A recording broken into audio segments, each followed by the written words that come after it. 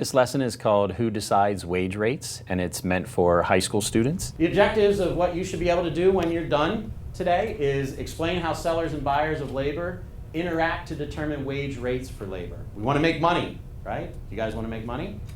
Yes. Yeah, okay, so that's what this is all about, right? The first step in Who Decides Wage Rates is to introduce the students to the vocabulary that's used in the lesson. So incomes and salaries and wages. The students need to understand what those things are in order to understand what the lesson is about. So here's the official definition of what wages are, okay? They are payments for labor services that are tied to the amount of time that you work or by the actual product of what you make during your time working.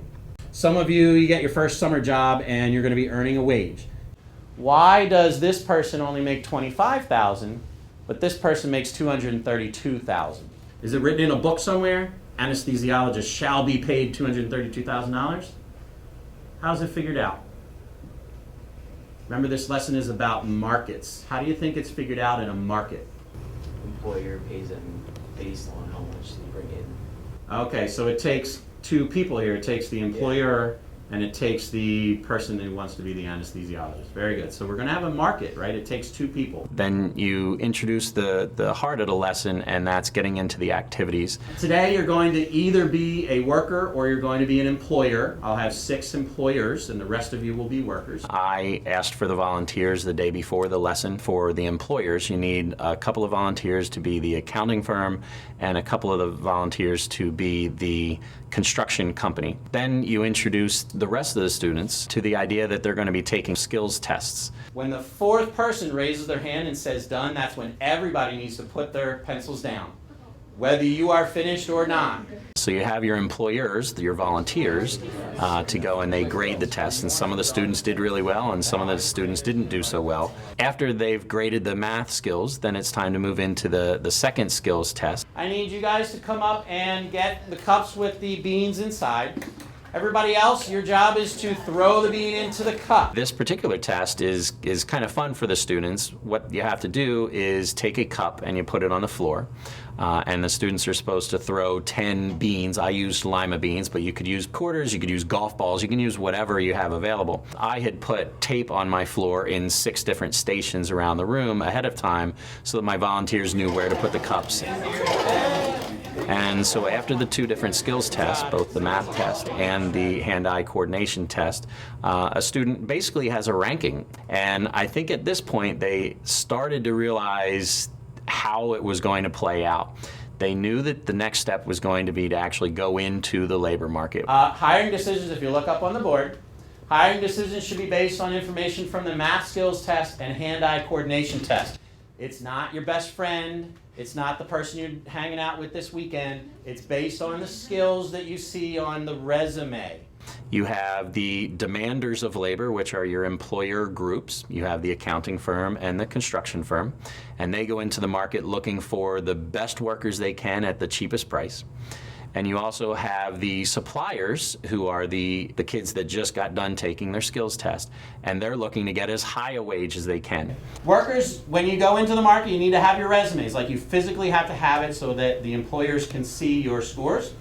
When you agree on a wage, if you are being hired and you agree, you physically need to shake hands. And based on those resume scores from the skills test, that's how the employers determine who it is that they want to hire and at what wage. The market's going to last for about 5 minutes. Okay, on your marks. Get set, go!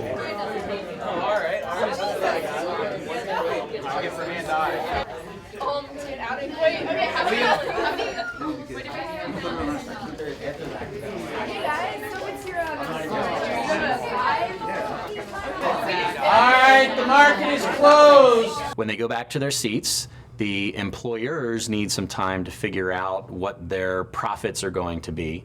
So while the employers are doing that, you ask the potential workers, or now hired workers, you ask them some questions. What wage did you agree on with your new employer? Let me just, a couple of hands. What wage did you agree on? What did you? $11. $17. $17? Wow. What'd you go? $9. $9. Why did you agree to those wages? Someone said $9, someone said $11, $17. Why did you agree to those wages? Why did you agree on $11 an hour? Because I got a good score, so I would pay. Someone else got 14. Why didn't you try to go higher?